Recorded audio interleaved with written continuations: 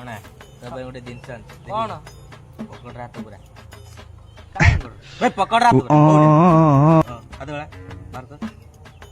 କଣ ହାତ ମାରନୁ କଣ ଜଣା ପଡିବ କଣ ଏମିତି କଣ ଲାଗୁଛି ଲମ୍ବା ଲମ୍ବା ଜିନିଷ ଭଳିଆ ପ୍ଲେନ ଲାଗୁଛି ସାଉଳିଆ ଭାଇ ଏଟା ଆଖିର ନାଗା ହବ ଆଖିର କେମିତି ତ କୋଉ ନଗା ଭାତ ଦିଟା ଆପଣ ଭଳିଆ ଭାତ ଏମିତି କଣ ବେ ସା ଉଲ୍ଟା ପାଇଁ ସିଧା କର ସିଧା କେମିତି ହଁ ସେଇଭଳିଆ ଏମିତି ହଁ ଆଉ ସିଧା କରି ପିନ୍ ଖୋଲ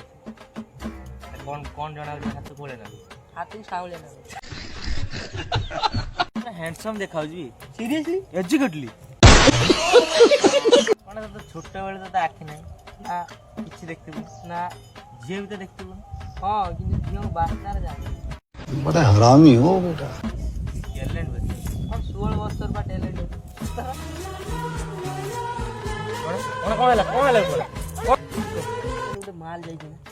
ତୁ କି ଜାଣିଲୁ ମୋର ବା 16 ବର୍ଷର ଅଭିଜ୍ଞତା ଅଛି ହେଇ ଶଳା ହାତ କଟା ସେ ଝିଅଟା ଆସିଲେ ମତେ ଟିକେ କହିବୁ ନା ତୋ ବାର୍ତ୍ତା କର କି କାମ ମୁଁ ଟିକେ ପ୍ରପୋଜ କରିଥାନ୍ତି ଇସ୍ କଣା ହଁ ଏଇ ବି ସେଇ ଝିଅଟା ହେଇଛି ଯାହାକୁ ସେତିକି କରି ବୁଝିନି ଏଇ ସିଧା ଯିବୁ 10 ପାଦ ଆଗକୁ ଯିବୁ ବାଁ ପଟୁ ବୁଲିବୁ ହଁ 2 ପାଦ ଆଗକୁ ଯିବୁ ବାଁ ପଟୁ ସିଧା 10 ପାଦ ଯିବୁ ହଁ ବାଁ ପଟୁ 2 ପାଦ ବୁଲିବୁ ହଁ ବାସ୍ ଯାଇ ସିଧା ପ୍ରପୋଜ କାହା ଗନୁଛୁ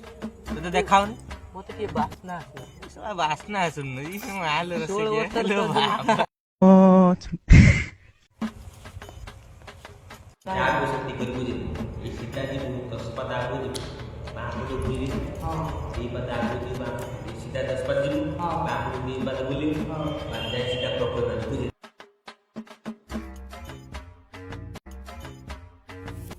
ଆଇ ଲଭ୍ ୟୁ ମୋ ଜାନ ଆସ କଣ୍ଟା କଣ୍ଟା ଲାଗୁଛି ତମ ଦେହ